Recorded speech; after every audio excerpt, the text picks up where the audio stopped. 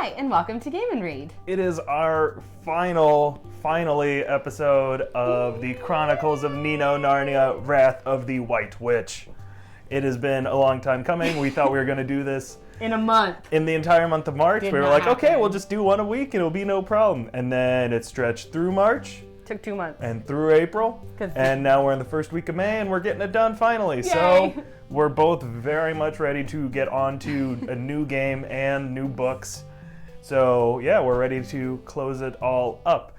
I will say one thing, a brief spoiler warning. If you really care about the ending of Ni no Kuni, you may want to be cautious because we will kind of just be discussing it freely. Additionally, if for some reason you are sensitive about the ending of a 60-year-old book, we will be talking about the final 2 books primarily in the Narnia series and everything that happens in them. So if you care about that, stop here. Go read and play them first. So for the final episode of our Chronicles of Ni no Narnia, we wanted to talk about the end of the world. Because the end of the world is the focal point of both The Last Battle, which is the last book, The Chronicles of Narnia, and in Ni no Kuni. And so in The Last Battle, Aslan comes back to Narnia. He hasn't been seen forever, and he comes back and enacts Armageddon destruction. It's very Jesus' second coming. The world is going to end and fire rains down, except in Narnia it stars, and all the good people are directed into Aslan's country, which is like heaven, presumably, and all the bad people who don't love and accept Aslan, they don't get to enter Aslan's country. So it's very Armageddon. That's what it is. It's rapture-y, it's Armageddon in the and the Aslan's country is depicted as beautiful and wonderful and happy, and it's all good. Beyond description, perfect. Yes. Like, I think he calls it beyond description. And every moment was better than the last, or something along those lines. Something cheesy, heaven-y like that. In contrast, then we go to Ni no Kuni. And in Ni no Kuni, there's an attempted end of the world. So Oliver and his friends, they finally hook up with P, who is this little ghost girl who's been, well, we think she's a ghost girl, we don't know what she is. She's been running around, she helps Oliver, only Oliver can see her, until she comes into Ni no Kuni after a trip to Motorville. And it turns out that she is connected to Cassiopeia, which is the name of the White Witch. And we actually find out that P is the child version of Cassiopeia, the White Witch. And when Cassiopeia was made queen, she tried to save all her people by casting the spell Mana. And rather than saving them and providing food and all these lovely happy things, Mana stuff, it basically destroyed everyone, and everyone's souls were destroyed and hearts broken, and it was just all this terrible, sad stuff. And so she locked herself in her throne room and turned into the White Witch. And now she is attempting to end the world, because as she sees it, the world isn't perfect. And she thinks, I have the power to destroy this world and just create a new one. And so Oliver and his friends are trying to stop her from ending the world. And what's really interesting about both ends of the world and the people who are attempting to end the world is that they are motivated by a similar desire. In Ni no Kuni, Cassiopeia wants to create a new world. She sees imperfections, she sees unhappiness, she sees sadness, and she just wants to start over and create something new.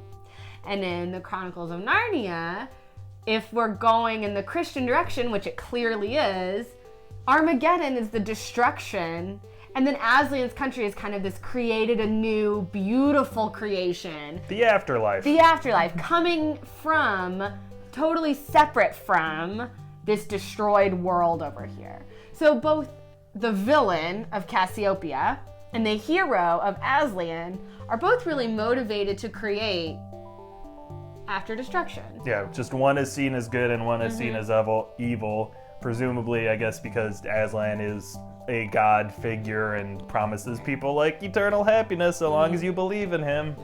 And because of that god figure of Aslan, it's just destruction has to happen. Narnia has to end. That is how it has to be. There's no saving it. There's really no reason why it has to end right then. Like, I don't remember seeing anything in there, and I finished it today as to like why Aslan chose this time. He just works in mysterious ways. He decided to, and that's what it is. Whereas in Ni no Kuni, Cassiopeia is not a god figure. She is at her core a human, right? Very powerful human. Right, and so the possibility of hope and the possibility of redemption and the humanness of Cassiopeia ends up saving the world. And she doesn't destroy it and create new perfect worlds. She realizes there's beauty in the complexity, and she stops being the White Witch. And it's a nice happy ending. It's a nice happy ending. So that's with Oliver on a broomstick. Yeah, that's not really important. But it is odd. Yeah. Well, anyway, you can stick around for the end of the world, but Armageddon out of here. On to the next topic. So, one thing I really wanted to talk about was this idea of redemption in both the Chronicles of Narnia and in Ni no Kuni. In Ni no Kuni, redemption and kind of forgiveness are two very important aspects to pretty much every character in this game. Everyone's done something wrong or feels bad about something, and through either magical powers or just storyline events, they learn to cope and forgive themselves, forgive other people, and work on improving themselves for the future. And it's a motive part of the story that I really like about it is that it's, even if you've done something wrong, you're not a broken person. You can repair yourself and do good in the world. It happens with Shadar, who's the dark genie. More spoilers, he and Oliver are like soulmates, so they're connected. That was crazy. I was not expecting that. Yes, and his whole backstory wasn't that he was always evil, he was trying to do good, and like Cassiopeia, was turned down basically by a war happening. And then it turned him evil, and he was also trying to bring about a new beginning, a better world through destruction. But I really like that, Ni no Kuni, you're not broken forever. You can do better. You can fix yourself. You can unbreak your heart with the pieces of heart. And I really like that.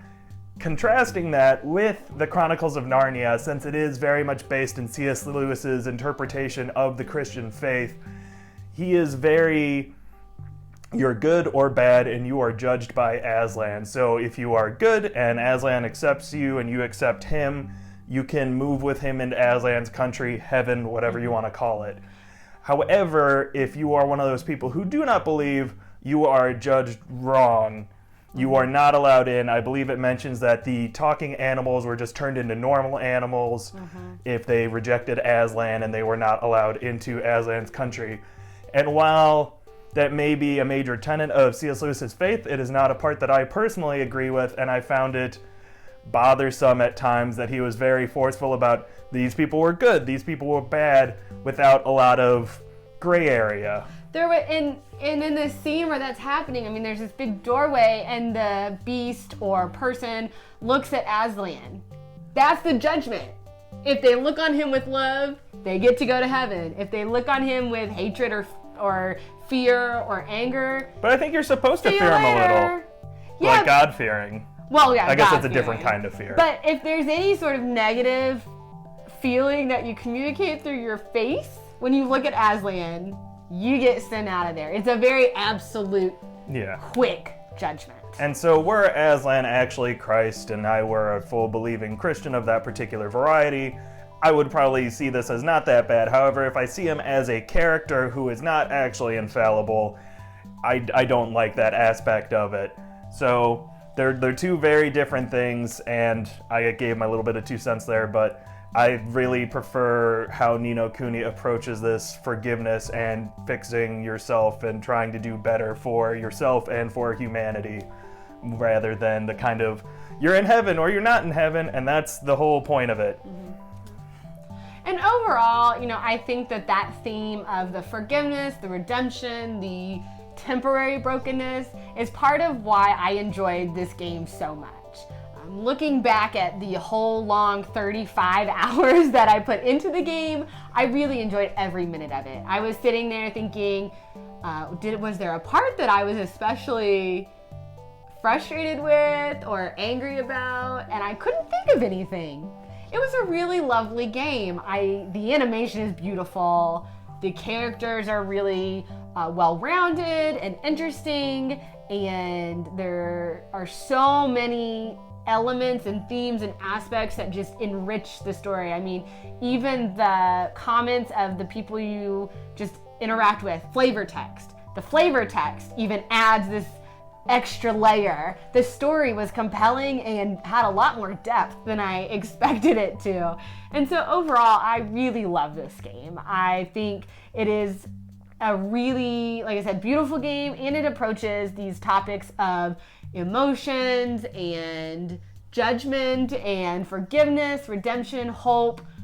It approaches all of those in a really lovely, constructive, positive way. And I actually think it would be a great game for children to play. I mean, not like babies, obviously, but like, elementary age kids. Elementary age kids, because I do think it really does a great job highlighting the complexity of human nature, and also that at the root of everyone, you have a heart.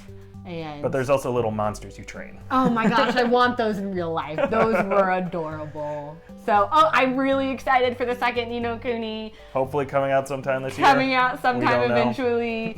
So if you haven't played this game, go pick it up. It's really great. However, we also just spoiled the ending. Anyway, on to my final thoughts on the overall Chronicles of Narnia experience. I've been meaning to read the rest of them for a while now. I read a couple as a kid, and I got this nice big collection because I found it on sale once, and I was like, oh, I should finally use that, and we did. And I'm a little disappointed overall. I think I can select certain aspects about Narnia and C.S. Lewis's writing that I really like. However, I think overall I don't really enjoy how he approaches telling this story. I think when he is being interesting, he's still not being as interesting as I think he can be. Oftentimes, I found reading kind of dragged a little. It didn't have a good pacing for the excitement and for the dialogue, and it would kind of occasionally just be really boring and focus on weird details that weren't interesting or beautifully written. And I had a problem with that. And if you also throw in some of his more controversial opinions, his thoughts clearly on the Arab, Muslim, Middle Eastern people of all varieties that I just mentioned. Obviously, they don't always overlap. His thoughts on women, the way he actively narrates some of his own thoughts on these female characters that he himself is writing. Yeah. It's bizarre sometimes how judgmental and very personal it seems to get. Like at a few points I'm like, who hurt you, C.S. Lewis? Because you clearly are writing about them in this weird fantasy book for children. So outside of that, I mean, it's an interesting world he created and it's a lot of fun, but I don't think it really holds up to an adult reader. Even the best of the books, Lion, Witch, and the Wardrobe, Prince Caspian, they still have flaws that I think stand out a lot more than other fantasy novels, children's fantasy novels. And so overall, I'm a little disappointed. I'm glad I had the experience of reading all of them. I loved pairing them with Ni no Kuni because I think that still fits pretty well. But I don't know, I can't really recommend reading all 7 unless you really see it as a personal goal. So we have come to the end of our journey down the Chronicles of Ni no Narnia. Overall, it was a good pair. As much as we give C.S. Lewis pat ourselves on the back crap about it, we were able clearly to find themes and topics that were connected through all the books and the entirety of the game. And it really, I think, brought to light some interesting threads that run through and divergent. And I think the thing I liked most about this was that they often had similar topics, but different approaches to those topics. And we talk about that through some of the other videos, the way they kind of approach female characters, the fact that both of them are a little whitewashed. The different approaches to emotions and feelings. Definitely. So they cover a lot of similar topics, even if they are totally divergent in how they approach them, what their own editorial opinions are on them. So overall, I think it made for some interesting discussions, if not on camera, between the two of us. So here we are at the end. follow us on Twitter and Instagram at Game and Read.